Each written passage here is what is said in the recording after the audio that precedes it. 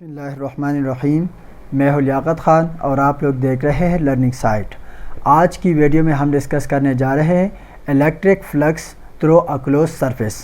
तो पिछले लेक्चर में हमने देख लिया था कि इलेक्ट्रिक फ्लक्स क्या है, as the dot product of electric field intensity and vector area.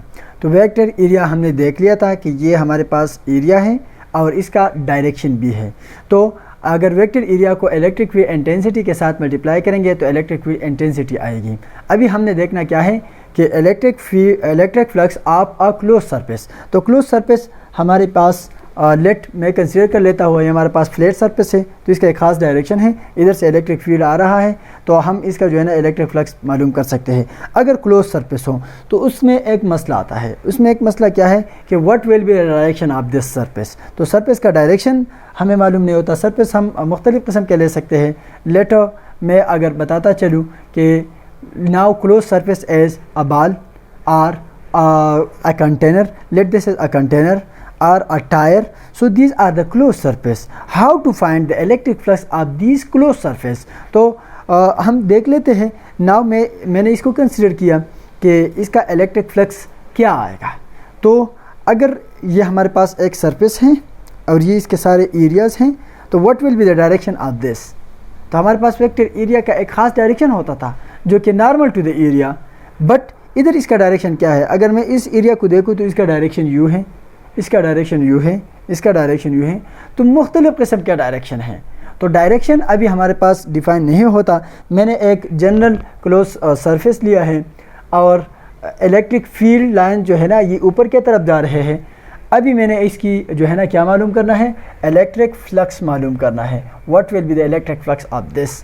तो इसका डायरेक्शन हमें डिफाइन नहीं है। So for the direction, for the simplicity, I will divide this whole surface into small areas and each area have its own direction. Is it clear. तो मैं इसको एक small छोटे छोटे एरियाज में जो है ना डिवाइड करने लगा हूँ। These are the areas.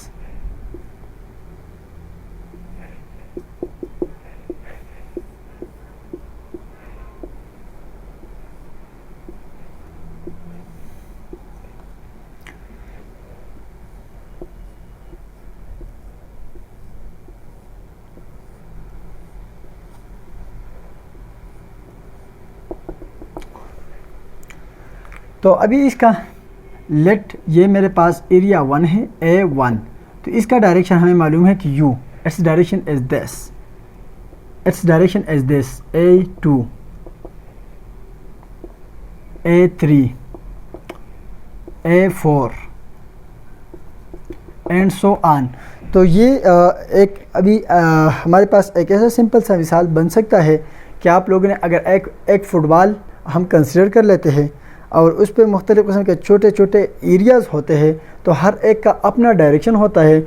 मैंने यू जो है ना कंसिडर किया कि ये these are the small areas and these are likely to be flat. जब हम एक ऐसा शेप हो जो कि एक क्लोज लेट फुटबॉल का एक छोटा सा टुकड़ा ले लेते हैं तो हमें क्या नज़र आता है कि ये अभी फ्लैट बन गया है, यानी अभी सीधा एरिया जो है ना इससे बन गया है। तो इसका डायरेक्शन जो है ना फिर हमें मालूम होता है कि this is its direction which is perpendicular to this area.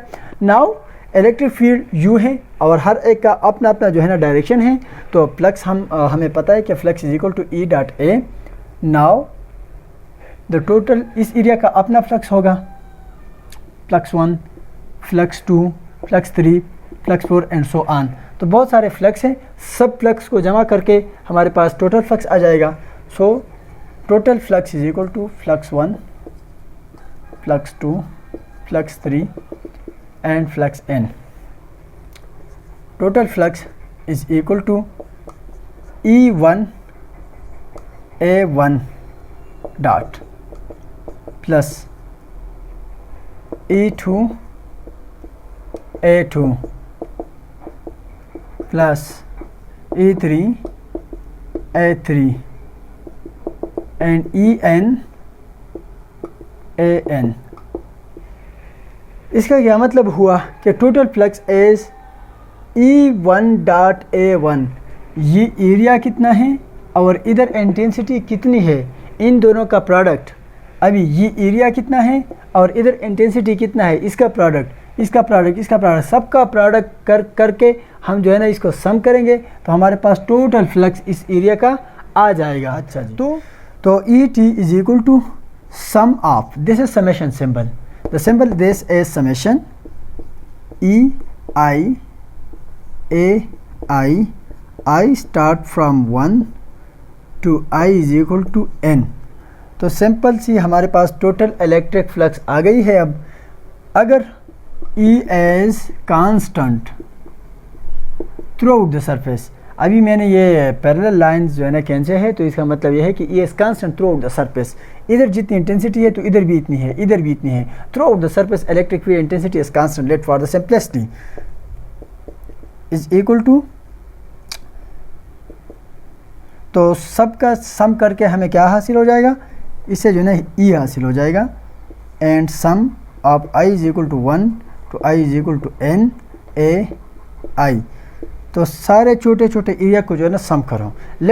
मैं इसको यूँ बयान करने जा रहा हूँ कि मेरे पास एक फुटबॉल है, इसको मैंने टुकड़े टुकड़े किया और फिर जो है ना हर एक टुकड़ा को दोबारा जो है ना मैं कंबाइन कर रहा हूँ, तो इससे कितना एरिया आएगा, जो फुटबॉल का एरिया था, तो the area of this surface. तो ये क्या है, सारे छोटे छोटे एरियाज को जमा करो तो हमारे पास टोटल एरिया आ जाएगा।